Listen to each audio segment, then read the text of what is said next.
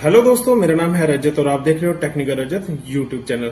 तो दोस्तों, आज की वीडियो काफी इंटरेस्टिंग होने वाली है क्योंकि आज की वीडियो में हम सीखेंगे कि CO2 लेजर मशीन की सर्विस कैसे की जाती है। देखिए दोस्तों, अगर आप CO2 लेजर मशीन के ओनर हैं, आपने मशीन खरीद रखी है या फिर आप खरीदने की सोच रहे हो, तो आपको ये जानकारी होना बहुत ही जरूरी है कि मशीन का रख रखाव कैसे करना है। ठीक है दोस्तों, अगर आप मशीन की मेंटेनेंस नहीं करोगे, टाइम टू टाइम उसकी सर्विस नहीं करोगे, तो ये लेजर मशीन आपके लिए नुकसान करेगी। ठीक है, काफी महंगी होती है और अगर ये खराब हो जाए तो आपको काफी नुकसान हो सकता है। ठीक है, तो इसलिए इसकी टाइम टू टाइम सर्विस करना बहुत ही जरूरी हो जाता है। तो इसकी सर्विस कैसे की जाती है, ये सारा कुछ आज की वीडियो में डिस्कस करेंगे। वीडियो को एंड तक जरूर देखना दोस्तों, ताकि आपको प्रॉपर नॉलेज मिल सके, क्योंकि अधूरी नॉलेज के साथ अगर आप मशीन को खोलेंगे तो आपको फिर से असेंबल करने नहीं आएगी और फिर मशीन आपकी बंद भी हो सकती है। ठीक है, तो इसलिए वीडियो को एंड तक जरूर देखना ताकि आपको एक एक पॉइंट का पता चल सके। तो काफी सावधानी के साथ आपको इसकी सर्विस करनी है। ये सर्विस दोस्तों आप खुद ही कर सकते हैं, इसके लिए आपको प्रोफेशनल की जरूरत नहीं पड़ेगी। मैं आपको सारा कुछ सिखा दूंगा कि कैसे इसकी सर्विस की जाती है। देखिए दोस्तों, काफी सारे टाइप की लेजर मशीन होती है, अलग अलग वाट की होती है, अलग अलग साइज की होती है। तो अभी जो लेजर मशीन है वो 150 वाट की है दोस्तों मेरे पास। तो उसकी सर्विस कैसे की जाती है, लगभग सभी मशीनों की सर्विस ऐसे ही होगी। तो आपने वीडियो को जरूर देखना है एंड तक, ताकि आपको अच्छे से समझ आ सके। तो सबसे पहले दोस्तों मैं आपको बता देता हूं कि लेजर मशीन में जो पार्ट होते हैं मेन, वो कौन से होते हैं। एक तो इसकी ट्यूब होती है। ट्यूब बहुत सारे वाट में आती है दोस्तों, साइज पे भी डिपेंड करता है, अलग अलग साइज के लिए अलग अलग ट्यूब रखी जाती है और ट्यूब पे ही डिपेंड करता है कि कितने mm की थिकनेस वो कट करेगी। ठीक है दोस्तों, तो एक तो ट्यूब होती है और एक इसका चिलर होता है और साथ में होता है इसका एक सर्वो स्टेबलाइजर। सर्वो स्टेबलाइजर भी इस्तेमाल कर सकते हो या फिर इसका यूपीएस भी इस्तेमाल कर सकते हो। अगर आपने ज्यादा पैसे नहीं खर्च करने हैं तो अगर आपके वहां पे लाइट रहती है तो आप सर्वो स्टेबलाइजर का इस्तेमाल कर सकते हैं। सर्वो जो स्टेबलाइजर है वो बहुत ही अच्छी चीज है दोस्तों। ये नॉर्मल स्टेबलाइजर नहीं होता है जैसे हमारे नॉर्मल स्टेबलाइजर होते हैं, घर में इस्तेमाल होते हैं, जो रिले के साथ कंट्रोल होते हैं दोस्तों, वैसा नहीं होता है जी। सर्वो में वोल्टेज का डिफरेंस सिर्फ 1 या 2 वोल्टेज का ही आता है। मतलब ये स्टेप बाय स्टेप नहीं कट करती है, ये 1-2 वोल्टेज के हिसाब से चेंज करती है। ठीक है, जो नॉर्मल वोल्टेज होते हैं उसमें क्या होता है कि अगर वोल्टेज कम आ रही है तो वो दूसरी रिले पे शिफ्ट कर देता है। ठीक है, तो इससे थोड़ा बहुत 40-50 वोल्टेज का फर्क रहता है जब हमारा जो स्टेबलाइजर है जंप करता है एक वोल्टेज से दूसरी वोल्टेज में, तो थोड़ा सा फर्क रहता है। ठीक है, लेकिन सर्वो में ऐसा नहीं होता दोस्तों। इसमें एक मोटर लगी होती है जो इसके जो कॉइल है उस पे रोटेट होती रह रही है और अपने हिसाब से जैसे आपने इस पे वोल्टेज सेट की होगी तो वही कांस्टेंट वोल्टेज इस पे रखेगी, चाहे वोल्टेज बढ़े, पीछे से ज्यादा आए या पीछे से कम आए, ये वही स्टेबलाइज वोल्टेज ही आपको आउटपुट में देगी जो आपने यहाँ पे सेट कर रखी है। ठीक है, तो इस मशीन के साथ दोस्तों ये सर्वो स्टेबलाइजर लगाना बहुत ही जरूरी हो जाता है। अगर आप ये नहीं लगाते हो तो आपकी ट्यूब फटने का चांस भी हो जाता है, क्योंकि वोल्टेज अप डाउन होती रहती है। मैं चाहूंगा कि आप यूपीएस ही लगा लें। यूपीएस से क्या होगा, आपको थोड़ा बैकअप भी मिल जाएगा। सपोज करो आपकी लाइट कट गई, उसके बीच आपकी अगर फाइल रनिंग में है तो यूपीएस की वजह से वो फाइल आपकी आसानी से कट हो जाएगी। वो बैकअप दे देता है 1 घंटे का, लगभग 1-1.5 घंटे का। ठीक है, तो आप यूपीएस भी इस्तेमाल कर सकते हैं, लेकिन अगर आपका बजट नहीं है तो आप सर्वो स्टेबलाइजर का इस्तेमाल भी कर सकते हैं। काफी अच्छी चीजें हैं, दोनों चीजें अच्छी हैं। एक इसके साथ चिल्लर आता है। चिल्लर क्या करता है दोस्तों, जो इसकी ट्यूब होती है उसको ठंडा रखता है। ठीक है, ये इसमें चिल्लर में जो डिस्टिल्ड वाटर होता है वो पड़ता है और टाइम टू टाइम इस वाटर को चेंज करना पड़ता है। अगर चेंज नहीं करोगे तो आपकी ट्यूब की लाइफ कम हो जाएगी। ठीक है दोस्तों, तो इन बातों का ख्याल जरूर रखना है। तो चलिए अभी करते हैं इसकी सर्विस। सबसे पहले मैं आपको बता देता हूँ कि कैसे कैसे मशीन को ओपन करना है। चलिए, तो दोस्तों ये है हमारी लेजर मशीन, ये आप देख पा रहे हो। ये अभी बंद है, हमने बंद कर रखी है क्योंकि आज इसकी सर्विस करनी है। तो ये अभी ओपन है, इस तरह से ये बंद होती है। ठीक है, ये आप देख पा रहे हो। तो देखिए दोस्तों, अगर आप ध्यान से देखोगे तो यहाँ पे काफ़ी डस्ट वगैरह पड़ गई है, क्योंकि मैंने काफ़ी देर से यहाँ पे सर्विस नहीं की है इसकी। और क्योंकि सर्विस कैसे करता दोस्तों, डेली काम करना पड़ता था इस पर, तो सर्विस का टाइम ही नहीं लगा। तो लेकिन इसकी सर्विस करना बहुत ही ज़रूरी है, तो आज मैंने टाइम निकाला है। आज हम इसकी सर्विस ही करेंगे। ठीक है, और ये इसका कंट्रोलर है, ये आप देख पा रहे हैं, ये इसका कंट्रोलर होता है। फिलहाल बंद है, हम आपको ऑन करके भी बता देंगे। ये इसका दोस्तों एम्पेयर मीटर होता है और यहाँ पे मेन स्विच होता है, यहाँ पे भी एनालॉग एम्पेयर मीटर है, यहाँ पे सॉरी दोस्तों यहाँ पे वोल्टेज शो होती है और ये इसका एम्पेयर मीटर है। और ये है इसका मैनुअल पावर, यहाँ से कंट्रोल कर सकते हैं। पोटेंशियोमीटर है, कम ज़्यादा कर सकते हो आप ट्यूब की पावर को यहाँ से डायरेक्ट। और ये इसकी एक्स एक्सिस है दोस्तों, ये आप देख पा रहे हो, और ये इसकी वाई एक्सिस है, ठीक है। तो अभी इसको ओपन करेंगे मशीन को। ये इसमें दोस्तों स्टेपर मोटर लगी है, ये देख पा रहे हो, एक यहाँ पे लगी है, ठीक है। और यहाँ पे ये छोटे छोटे सेंसर होते हैं जो इसको मतलब कंट्रोल करते हैं, ठीक है। एक ये है, एक पीछे है, सारा कुछ खोल के दिखाएंगे आज आपको। और यहाँ पे इसके रोलर हैं, ये आप देख पा रहे हैं, ये छोटे नीचे रोलर है और इनको आयलिंग वगैरह प्रॉपर करनी पड़ती है। अगर आप इसकी आयलिंग नहीं करोगे तो ये ख़राब हो जाएगा, ठीक है। और आप देख पा रहे हो यहाँ पे कितनी डस्ट वगैरह पड़ी है, आज पूरा साफ़ हो जाएगा। ये देखिए दोस्तों, ये इसमें इनबिल्ट लाइट लगी आती है, ट्यूब लाइट होती है 4 फीट की। तो सबसे पहले हम इसके जो ये साइड वाले लॉक हैं ये ओपन करते हैं। ये देखिए दोस्तों, ये मैंने ओपन कर दिया इस साइड से, ठीक है। तो ये कुछ इस तरह से होता है इस साइड से। तो दोस्तों आप अगर ध्यान से देखोगे तो ये यहाँ पे इसकी जो बेल्ट चढ़ी हुई है, यहाँ पे इसकी पुली है और यहाँ पे आप ये होल देख पा रहे हो, यहाँ पे ये लेंस है दोस्तों, ये देख रहे हैं, ये लेंस है। और इसको भी टाइम टू टाइम साफ़ करते रहना है, अगर नहीं करोगे तो इस पर काले निशान पड़ जाते हैं और फिर आपकी लेज़र काम नहीं करती, ठीक है। और इन जो ये वाले नट है इसको आपने नहीं छेड़ना है, क्योंकि अगर आपको लेज़र की प्रॉपर नॉलेज नहीं है तो इन नट्स को अगर आप हिला दोगे तो आपका जो मिरर है, जो इसमें लेंस लगा है, वो डिसअलाइन हो जाएगा, ठीक है। जिससे आपकी जो लेज़र है वो सही से काम नहीं करेगी, ठीक है, वो कट ही नहीं करेगी। तो फिर क्या फ़ायदा लेज़र मशीन लेने का, ठीक है दोस्तों। एक यहाँ पे लेंस है, एक इसके अंदर लेंस है दोस्तों वहाँ पे, और एक लेंस यहाँ पे है, और इसके आगे मेन यहाँ पे लेंस होता है एक और बड़ा वाला, ठीक है। तो फिर ये फोकस करती है और नीचे कट होता है, ठीक है। होप आपको समझ आ गई। और आप देख रहे हो यहाँ पे एक ये ट्यूब है नोजल सी, ये किस काम आती है दोस्तों, इसके अंदर से हवा का प्रेशर आता है, ठीक है। यहाँ पे पीछे कंप्रेशर लगा हुआ है, कंप्रेशर से हवा आती है और यहाँ पे हवा इस नोजल से बाहर निकलती है लेज़र के साथ, ठीक है। तो इसका ये काम होता है। तो अभी और देखते हैं क्या क्या होता है इसमें, सारा कुछ बताएंगे। ये एक सर्वो है, एक स्टेपर मोटर है, यहाँ पे इस पे पुली लगी है, इस साइड से हमने खोल दी, इस साइड से। और इसके बाद दोस्तों हम इसको खोलते हैं, ये इसका नीचे का पार्ट है, ठीक है। तो ये डेंजरस है, इसके साथ ज़्यादा पंगे नहीं करने आपने अगर आपको नॉलेज नहीं है, ठीक है। तो आपने सिर्फ इसकी बॉडी की सफाई कर देनी है और यहाँ पे भी सफाई कर देनी है। सबसे पहले तो मैं मशीन को ऑफ कर देता हूँ टोटली, ठीक है, ताकि किसी भी तरीके का डर ना रहे, ठीक है। और इसको दोस्तों प्रॉपर ग्राउंडिंग करनी पड़ती। अगर आप यहाँ पे मशीन की ग्राउंडिंग नहीं करते हो तो आपकी मशीन बहुत ही जल्द ख़राब हो जाएगी। तो यहाँ पे इसका मेन कनेक्शन है सर्वो स्टेबलाइजर का, ये स्विच तो ऑफ है लेकिन मैं यहाँ से निकाल भी देता हूँ इसका प्लग, ठीक है। और आप यहाँ पे देख पा रहे हो, ये है दोस्तों सर्वो स्टेबलाइजर 5 किलोवाट का, ठीक है। तो इस तरह से होता है सर्वो स्टेबलाइजर। यहाँ पे आपको वोल्टेज शो हो जाएगी और यहाँ पे इसके कुछ बटन दिए गए हैं जिससे ये कंट्रोल होता है, इसकी वोल्टेज सेट होती है। और ये है दोस्तों जो कंप्रेशर जिसके बारे में मैं आपको बता रहा था, ये हवा देता है आगे, ठीक है। और ये है दोस्तों चिल्लर थोड़ा दोस्तों मेरा यहाँ से निकल गया था, ये ट्रांसपोर्ट में आपको पता ही है कितना नुकसान करते हैं। तो ये इसकी जो जाली है यही थोड़ी सी अंदर बैंड हुई थी, बाकी और ठीक है। और ये दोस्तों चिल्लर का इनलेट है और आउटलेट है। आउटलेट से जो पानी है वो ट्यूब में जाता है और इनलेट से फिर से ट्यूब से होके इसके अंदर आता है, ठीक है। ये इसके फ़ैन है, कूलिंग फ़ैन है। और यहाँ पे अलार्म के लिए आउटपुट है जो मशीन के साथ लगी होती है, ठीक है। और ये इसकी पावर सप्लाई है, ठीक है। और ये मशीन के अंदर यहाँ से जाती है, ये आप देख पा रहे हो। और यहाँ से एयर इन होगी, ठीक है, हवा जो है वो कंप्रेशर की यहाँ से जाएगी। ये इसकी मेन पावर लीड है मशीन की। और ये दोस्तों एक ब्लोअर है जो कि मशीन से गंदी हवा को अंदर खींचता है और बाहर को निकालता है, ठीक है।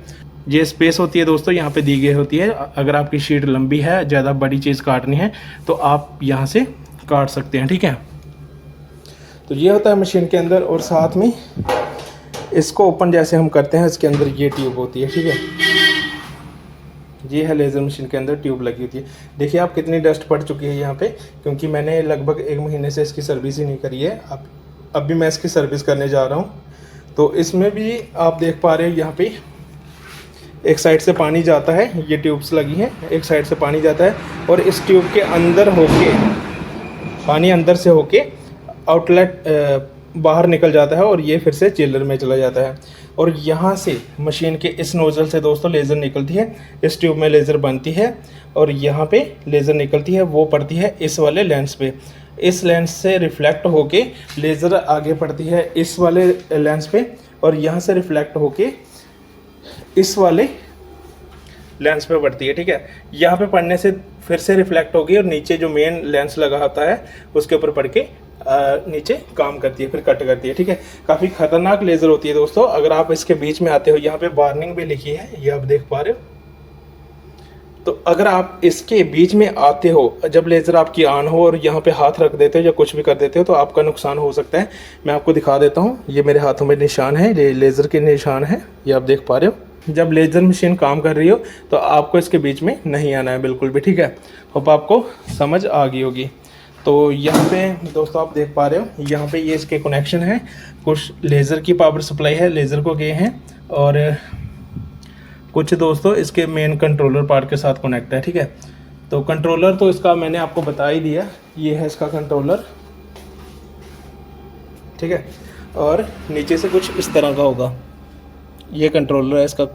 ठीक है, और ये इसके स्विच हैं। ठीक है दोस्तों, ज़्यादा कुछ नहीं होता लेज़र मशीन में, मेन इसकी ट्यूब ही है और इसके जो कंट्रोलर है यही महंगे आते हैं और साथ में ये वाले जो इसका एक्स एक्सिस और वाई एक्सिस आता है ये काफ़ी ज़्यादा महंगे होते हैं। ठीक है, लेंस भी महंगे होते हैं दोस्तों इसके।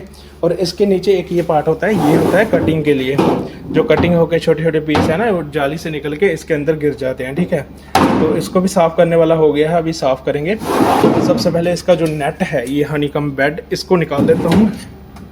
तो आपने ऐसे करके निकालना है। देखिए दोस्तों कितनी गंदगी हो गई है। अभी मैंने 17 या 18 दिन पहले इसको साफ़ किया था, तो इतनी ज़्यादा गंदगी हो गई है। ठीक है, तो अगर आप ये साफ़ नहीं करोगे तो ये आपकी मशीन को कितना ज़्यादा गंदा कर सकती है, कितना ज़्यादा ख़राब कर सकती है, ये आप समझ सकते हैं। ठीक है दोस्तों, तो दोस्तों आप यहाँ पे देख पा रहे हो, हमने ये मशीन के जो हनीकम बेड था वो निकाल दिया है। यहाँ पे ये हमने एक साइड करा है, इसकी सर्विस करेंगे अभी। तो देखिए अंदर कितनी डस्ट हो गई है मशीन के अंदर, ये आप देख पा रहे हो। तो अभी हम इसकी सफाई करेंगे अच्छे से। ये सारा कुछ वेस्टेज है वो हम देंगे और इसकी सफाई करेंगे कूलिन के साथ। आप कुछ भी इस्तेमाल कर सकते हो।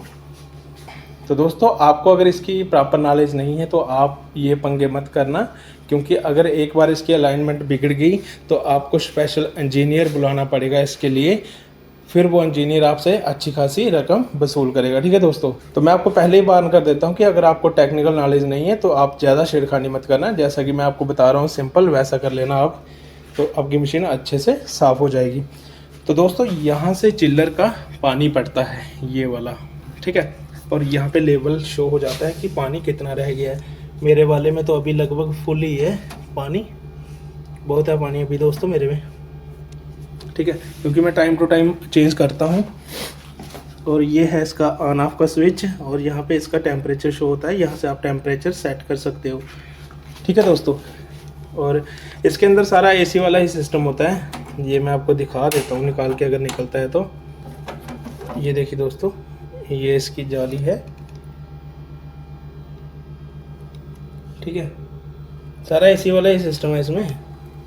तो इस तरह से बंद कर देनी है आपको। ये जाली वगैरह भी साफ़ करते रहना है टाइम टू टाइम। बिल्कुल सेम ही है ऐसे दूसरी साइड भी है दोस्तों, आप यहाँ से भी इसको ओपन कर सकते हो, इस साइड से भी ओपन कर सकते हो। ठीक है, ये लॉक है, ये आपने लॉक को खोलना है, ये खुल गया।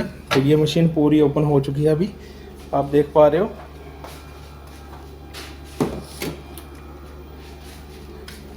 ठीक है, और इसके नीचे दोस्तों ये इसका कनेक्शन होता है, यहाँ से लेज़र के लिए स्विच लगा होता है, ये लाइट के लिए लगा है, और यहाँ पे इसका MCBC भी है, और यहाँ पे इसके पॉइंट है कि USB का है, एक U डिस्क का है। ठीक है, तो चलिए अभी एक पुराना कपड़ा लेते हैं और सबसे पहले तो ये धूल है वो साफ़ करते हैं, और धूल के बाद हम सारा कुछ साफ़ करेंगे।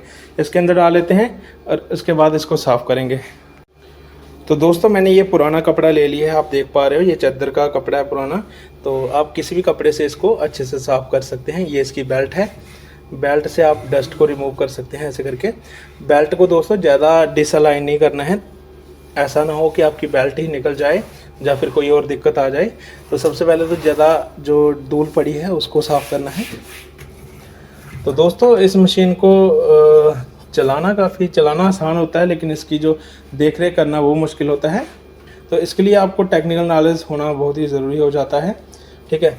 मेरा प्रोफेशन ही टेक्निकल है दोस्तों। मैं यहाँ पे छोटे CNC राउटर बनाता था, तो छोटे प्रोजेक्ट में, तो मेरे को नॉलेज है इसकी एक्स एक्सिस वाई एक्सिस कैसे काम करती है, जेड एक्सिस कैसे करती है। इसमें तो है नहीं जेड एक्सिस, बट कैसे काम करती है इसकी नॉलेज है। तो हम इसलिए इसको खुद ही असेंबल कर लेते हैं, खुद ही डिसअसेंबल करके, ठीक है। इसकी सर्विस हम पूरी खुद करते हैं, पूरा इसको निकाला होता है, पूरा इसको लगाते हैं। तो दोस्तों काफ़ी आप देख पा रहे हो, काफ़ी मतलब गंदी वाली डस्ट हो चुकी है इसके अंदर, तो निकल नहीं रही है। अभी हम कूलिंग का इस्तेमाल करेंगे यहाँ पे। तो ये रहा कूलिंग दोस्तों।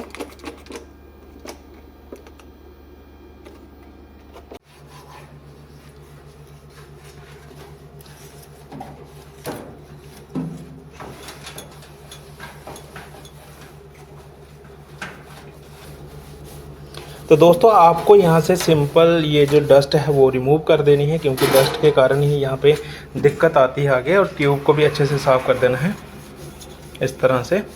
ज़्यादा छेड़खानी नहीं करनी है, ना ही प्रेशर डालना है ट्यूब पे, क्योंकि ट्यूब जो है वो टूट भी सकती है। आपने नॉर्मल कुछ भी नहीं करना है, इसको सिर्फ साफ़ करना है हल्के हाथों से। ज़्यादा ज़ोर लगाओगे तो ट्यूब टूट भी सकती है, ठीक है। बिल्कुल अच्छे से आहिस्ता आहिस्ता से इसका सारा पार्ट जो है वो साफ़ कर देना है।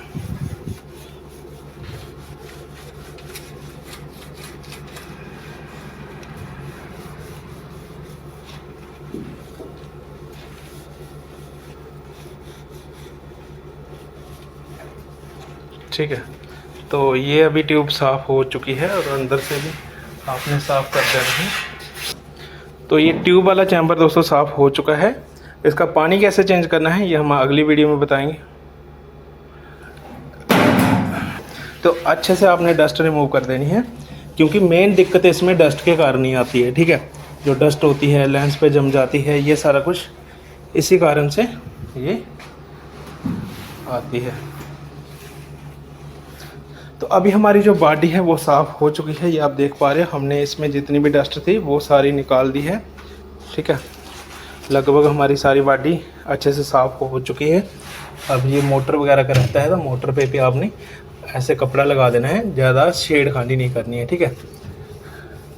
तो दोस्तों आप यहाँ पे देख पा रहे हैं अभी लेज़र मशीन हमने साफ़ कर दी है, ये बिल्कुल साफ़ हो गई है। अभी इसका काम रहता है किसका, इसकी नोज़ल का। अभी हम इसकी नोज़ल भी साफ़ कर लेते हैं और फिर इसको आयलिंग कर लेंगे, ठीक है। तो नोज़ल कैसे ओपन होती है दोस्तों, अभी हम आपको बता देते हैं। ये है इसका एक पार्ट। सबसे पहले तो आपने इस ट्यूब को निकालना है, ये वाली कंप्रेशर वाली है, आहिस्ता निकालना है दोस्तों। ये निकल गई, ये ट्यूब निकल गई इसकी, ठीक है। और उसके बाद दोस्तों आपको ये वाले जो स्क्रू है, ये आप स्क्रू देख पा रहे हो, इन दोनों स्क्रू को आहिस्ता से निकालना है। तो ये दोस्तों निकल चुकी है यहाँ से, ठीक है। तो ये है दोस्तों इसका नोज़ल, जो कि बिल्कुल गंदा हो चुका है, क्योंकि इस पर मिरर की एनग्रेविंग हो रही है। तो मिरर की जो डस्ट होती है वो काफ़ी ज़्यादा रहती है यहाँ पे। तो इसको आपने आसानी से खोलना है, ठीक है।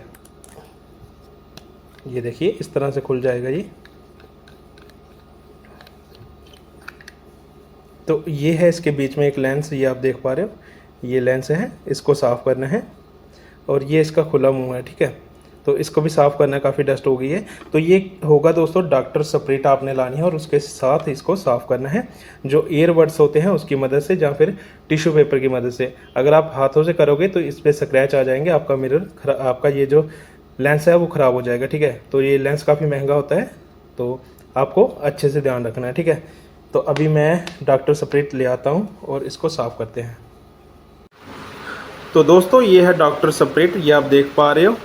आपने एक ये लाना है जिससे कि इसके लेंस की सफाई होगी टिश्यू पेपर की मदद से, ठीक है। और ये है दोस्तों मशीन में लगने वाला तेल। एक आता है रेड कलर का जो कपड़े सिलने वाली मशीन में इस्तेमाल होता है, वो नहीं इस्तेमाल करना आपने ये वाइट वाला भी आता है एक ऑयल, आपने ये इस्तेमाल करना है, ठीक है दोस्तों। तो साथ में हमने एक इंजेक्शन ले लिया जो कि ऑयलिंग करने में मदद करेगा, ठीक है। तो अभी हम इसकी आयलिंग कर लेते हैं। सबसे पहले आयलिंग दोस्तों आपको करनी कहाँ पे, ये मैं आपको बता देता हूँ।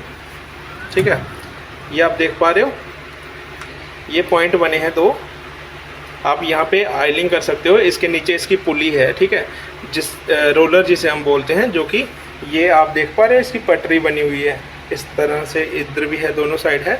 तो इस पे ये मूव करता है बिल्कुल आसानी से, अगर प्रॉपर आयलिंग हुई हो तब। ठीक है, और आप इस साइड भी देख पा रहे हो, ये भी इसका एक रोलर है, एक ये है, एक ये है, और ऐसे ही दो और हैं। ठीक है दोस्तों, तो इस साइड भी दोस्तों आप नीचे देख पा रहे हो, यहाँ पे भी दो रोलर है, और इसी तरह के दो रोलर इस वाली साइड भी होंगी, ये आप देख पा रहे हो। ठीक है, तो इनको प्रॉपर आयलिंग करनी है। इनकी जो पूरी बेल्ट है, ये वाली इसकी जो लाइन है, पटरी है जिस पे ये रोलर मूव करते हैं, ये पूरा साफ़ रखना है ताकि बीच में कोई दिक्कत ना आए। ठीक है, तो अभी इसकी आयलिंग कर लेते हैं। तो दोस्तों अभी आपको एक साफ़ कपड़ा ले लेना है, जैसे कि मैंने अभी ले लिया। तो सबसे पहले तो आप यहाँ पे इसको कपड़े को अच्छी तरह से लगा लो ताकि ये साफ़ हो जाए प्रॉपर। ठीक है, तो मैं कपड़े को लगा लेता हूँ। तो अभी दोस्तों ये मशीन ऑयल है, इसको हम निकाल लेते हैं।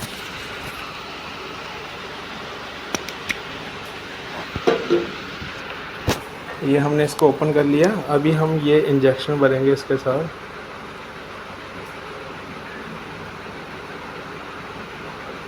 ठीक है, तो इस तरह से दोस्तों आप देख पा रहे हो, ये रोलर है इसका, ये तो रोलर के ऊपर जगह बनी होती है ये वाली, आपने यहाँ पे आयलिंग कर देनी है। 2-3 इसका ड्रॉप लगाओगे तो ये अच्छे से आयलिंग हो जाएगा। यहाँ भी कर सकते हो, और इस रोलर पे भी आप थोड़ा सा आयल लगा सकते हो इस तरह से।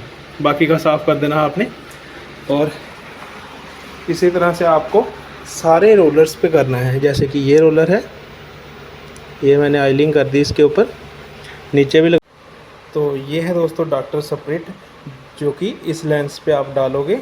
आप इस लेंस को निकाल के भी डाल सकते हो और ऐसे भी साफ़ कर सकते हो।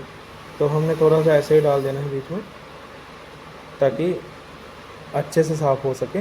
तो इसमें अभी आप देख पा रहे होंगे, इसमें डॉक्टर स्पिरिट आ गया है, और ये लेना है ईयरबड्स, और इसके साथ लेंस को अच्छी तरह से साफ़ करना है। आप चाहो तो इसको 4 या 5 मिनट के लिए रख भी सकते हो, ताकि अच्छे से लेंस खुद ब खुद साफ़ हो जाए, जो इस पे दाग वगैरह लगे हैं वो निकल जाए। ठीक है, हम 1-2 बार ऐसे हिला देते हैं। ईयरबड से ही करना है दोस्तों, अगर किसी और चीज़ से करोगे तो इस पर स्क्रैचेस आ जाएंगे, और आपका मिरर जो है, आपका जो लेंस है वो ख़राब हो जाएगा। ठीक है,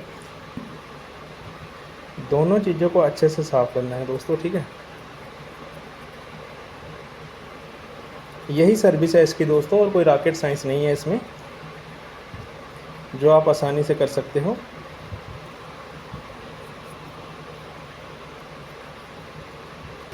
दूसरे लेंस में हम सबसे पहले ये वाला साफ़ कर लेते हैं।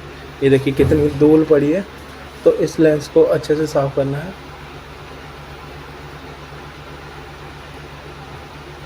ये जो धूल पड़ी है इसको भी आपने हटाना है, क्योंकि यही धूल आपके लेंस पे लग जाएगी बाद में। तो इसको प्रॉपर साफ़ करते रहना टाइम टू टाइम, ताकि आपकी मशीन में कोई दिक्कत ना आए। ठीक है, तो मैं डॉक्टर स्पिरिट के साथ अभी लेंस को साफ़ कर देता हूँ।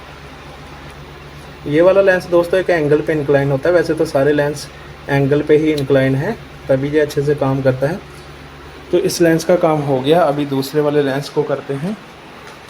तो दूसरा वाला लेंस है दोस्तों ये, और एक लेंस अंदर है इस तरफ, ये वाला, इसको भी आपने साफ़ करते रहना।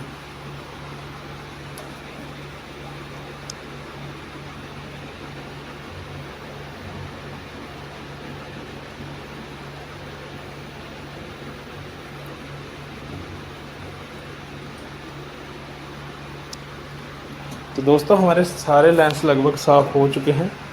ये देखिए दोस्तों, ये आपको दिख पा रहा होगा, जितना भी धूल इसके अंदर था वो सारा डॉक्टर स्पिरिट के ऊपर आ चुका है।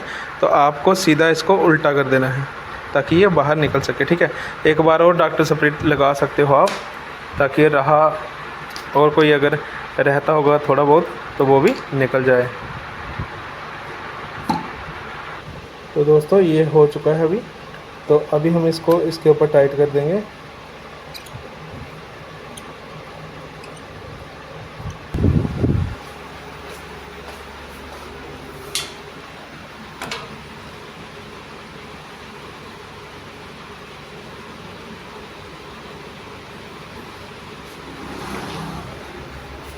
ये देखिए दोस्तों, हमने ये एयर वाली पाइप भी इसमें लगा दी है।